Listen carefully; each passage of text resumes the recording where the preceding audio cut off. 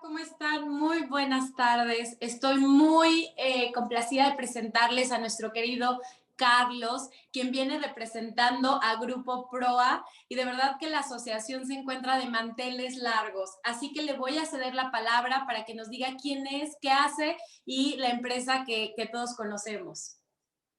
Fabiola, muchas gracias. Para mí es un honor estar aquí, presente en este foro.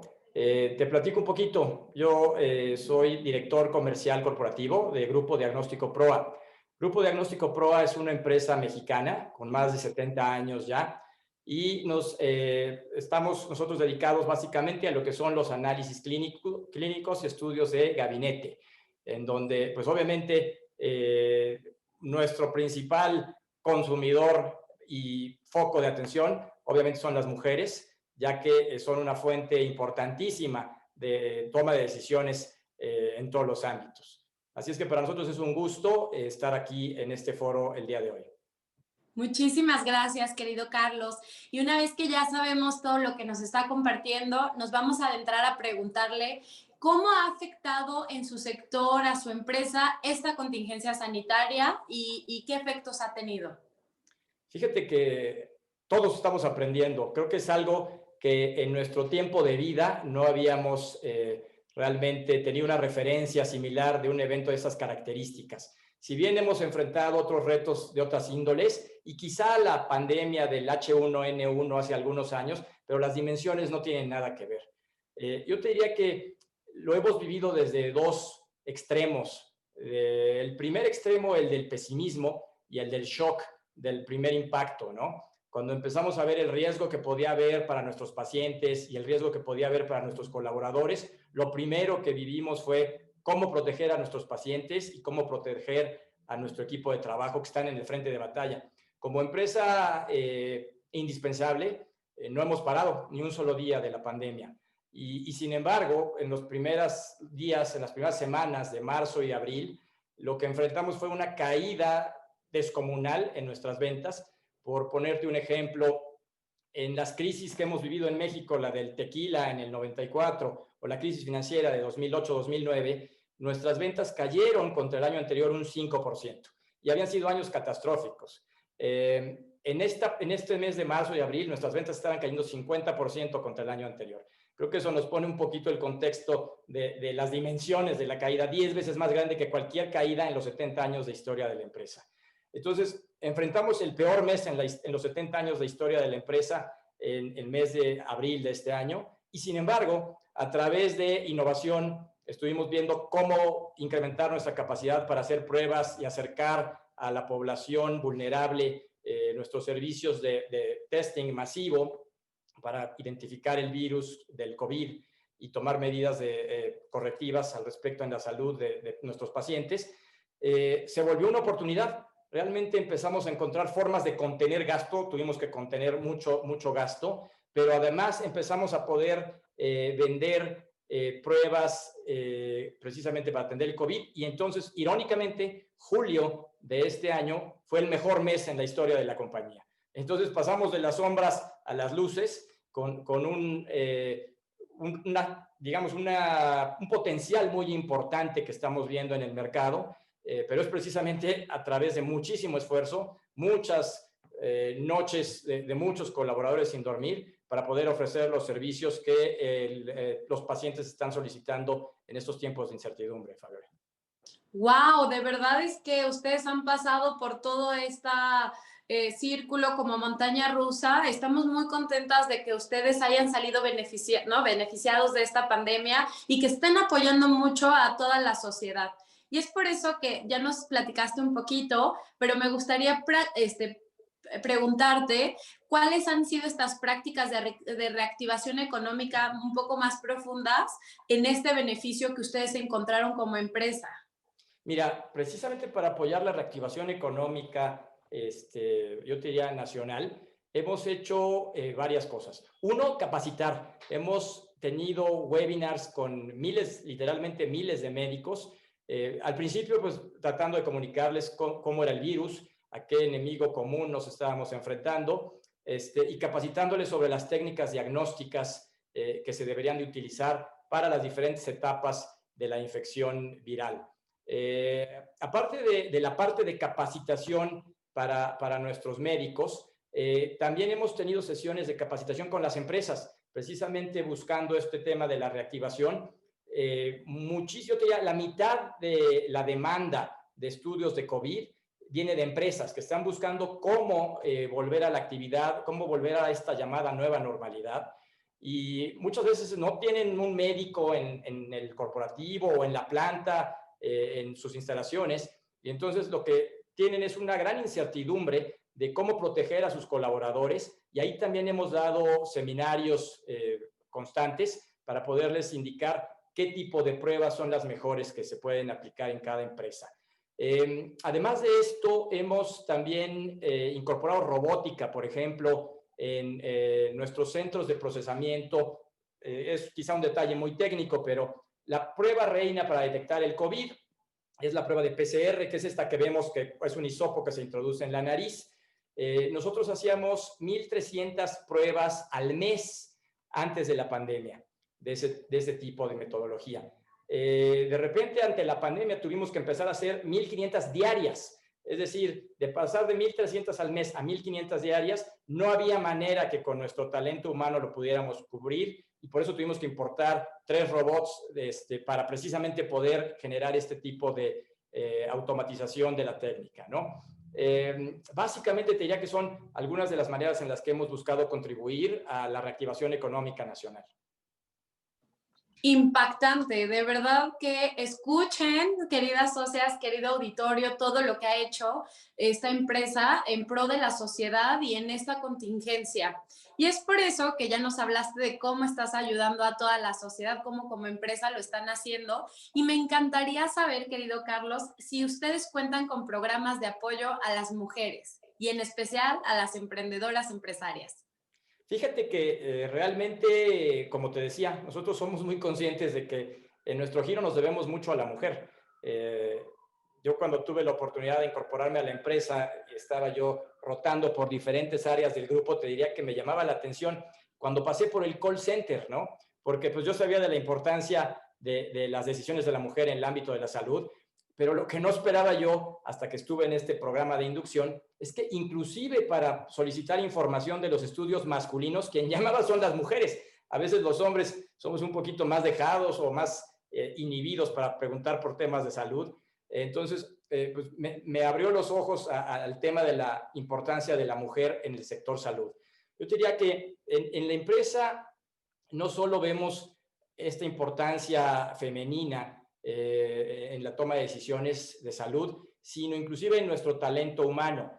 Yo diría 3/4 partes de nuestra plantilla laboral está compuesta por mujeres. A mí me encanta ver, por ejemplo, si tú ves precisamente en nuestros colaboradores del frente de batalla actual, pues precisamente el Departamento de Biología Molecular, que son estas valientes personas que están con los trajes de protección completos, encerradas en un búnker, orgullosamente todas son mujeres, y son mujeres muy jóvenes, doctoras en ciencia y demás, que yo, mis respetos, me quito el sombrero por la forma en cómo cómo han salido adelante y cómo han sido tan valientes ante esta pandemia, ¿no? Entonces, en nuestro talento humano, sin duda, buscamos fomentar mucho el desarrollo de la mujer, no solo en las áreas técnicas, sino también te diría yo que estamos buscando cada vez que tenga más preeminencia el rol femenino en lo que es tanto la alta dirección como el consejo de administración, ¿no?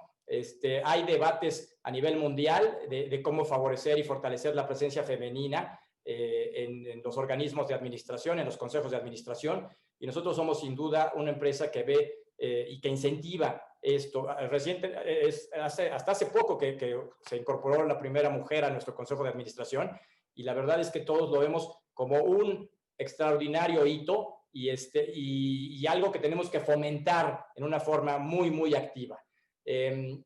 Aparte de eso, te diría que tenemos programas de apoyo a la mujer de escasos recursos, en donde trabajamos con líderes comunitarias a través de nuestra Fundación Pasteur, y lo que buscamos es precisamente crear conciencia sobre la prevención del cáncer cervicouterino y cáncer de mama. Creo que esos son algunas de las formas en las que te podría decir, Fabiola, que estamos buscando apoyar a las mujeres.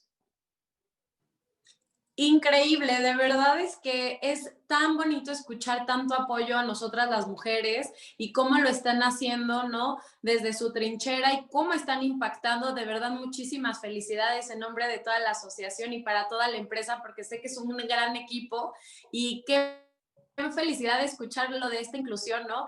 De diferentes puestos para las mujeres. Y bueno, la otra pregunta es, pues ya sabes que nuestra cumbre es de disrupción digital y todo este tema tan de tendencia, y ya nos lo has venido platicando, ¿no? Todo lo que han implementado y definitivamente yo creo que están listos, pero la pregunta es, ¿cómo consideras que su empresa está en el tema de disrupción digital? No tan listos como yo hubiera querido que estuviéramos para la pandemia, pero te diría que precisamente la pandemia nos aceleró. Sin duda, hombre, teníamos una página web, varias versiones, teníamos una app, teníamos ya desde hace muchos años el acceso a nuestros resultados a través de la nube.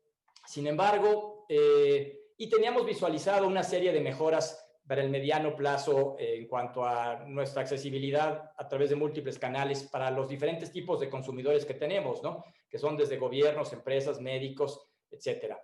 En el momento en que empieza la pandemia, te diría que teníamos el plan de lanzar nuestro e-commerce precisamente hasta fines de este año. Íbamos a lanzarlo para diciembre de este año, pero nos dimos cuenta de la necesidad que tenía el paciente de tener contacto con nosotros para información y para cotizar estudios desde la distancia. Como en la mayoría de las entidades de comercio electrónico, hemos visto un boom a lo largo de este año, y tú lo has podido ver en las empresas tecnológicas, cómo han subido su valoración muy importantemente en el mercado. La verdad es que vimos esto como una gran oportunidad. Entonces decidimos acelerar el lanzamiento de nuestro programa de e-commerce, lo adelantamos 6 meses, y la verdad es que hemos visto una respuesta bien interesante. Hemos visto, a pesar de que teníamos cierto temor porque nuestros servicios pues no son productos que la gente tradicionalmente pudiera pedir como alguna, digamos, objeto de retail, sino que es un servicio de salud que a veces tiene nombres complicados. Entonces se vuelve quizá un poquito complicado el tener una tienda en línea en la que el paciente necesita tener pues, cierto grado de asesoría para poder saber si está comprando el estudio correcto, si leyó bien la receta de su médico, etcétera, ¿no? Y sin embargo, te podría decir que vamos muy bien con el e-commerce. Fuimos el primer laboratorio de análisis clínicos bajo nuestra marca Chopo en lanzar un e-commerce integrado, no solo para cotización, sino para cerrar el ciclo de compra de tus estudios en línea. Y la verdad es que ha sido muy bien recibido por el mercado. Todavía nos falta mucho por hacer, nos falta mejorar mucho nuestras aplicaciones, nos falta llegar a otros niveles de relacionamiento, por ejemplo, con las empresas en la parte digital. Sin embargo, creo que vamos por un buen sendero. Qué increíble, la verdad es que los planes nos emotivan mucho, ¿no? Porque este tema nos apasiona y es por eso que ya me encantaría cerrar contigo esta gran entrevista. Ha sido un deleite platicar contigo y que nos digas este tema tan importante y contundente para la economía. Y por eso te quiero preguntar, ¿cuáles serán las partidas prioritarias del presupuesto del próximo año para la empresa? Y que nos regales unas palabras para esta cumbre. Sí, claro. Mira, te diría que sin duda el foco de inversiones para nosotros el próximo año va a estar centrado en 2 grandes áreas. La primera, te diría que en la expansión de nuestras redes sucursales. Sin duda, seguimos viendo que la necesidad de salud, no solo en nuestro país, sino a nivel mundial, sigue siendo muy, muy grande y creemos que México es un buen lugar para invertir. Y vamos a seguir creciendo en sucursales seguramente el próximo año, llegando a ciudades donde no tenemos presencia todavía. Hoy estamos en 23 estados, todavía faltan varios estados para llegar ahí y seguramente estaremos dedicando una muy buena parte de nuestra capacidad de inversión a ese crecimiento orgánico. La otra parte seguramente va a estar dedicado a todo lo que tiene que ver con las iniciativas digitales. Estaremos buscando fortalecer nuestras capacidades de relacionamiento multicanal con todos nuestros clientes que involucran pacientes, médicos, empresas aseguradoras, etcétera. Y no solo digitalizando esta relación comercial, sino también digitalizando todo lo que es el back office y las operaciones. yo creo que a grandes rasgos son los dos ámbitos de inversión donde creo que vamos a estar centrados, Fabiola. Y si me dijeras tú algunas palabras que pudiera yo dejar para la cumbre, te diría que primero que nada sigámonos cuidando. Nosotros que estamos en el frente de batalla hemos podido ver esta segunda o tercera ola de contagios acelerada, dependiendo del país del que estemos hablando, inclusive el estado. Cada estado tiene tendencias diferentes y sin duda vemos esto, la presencia del virus como una preocupación que no baja, que seguimos viendo que hay que continuar con todas las medidas de precaución. Ese sería uno de mis mensajes más importantes en este momento. Y el otro mensaje que yo quisiera dar es sí ver esta crisis como una oportunidad. Sí creo que vamos a salir fortalecidos, sí creo que nos ha servido esta pandemia para, uno, pensar sobre las cosas importantes, tanto en la vida personal como en la vida empresarial, dónde podemos centrar nuestro pensamiento y nuestra actividad que sea más fructífero para el mayor crecimiento, tanto como ser humano como empresarialmente, ¿no?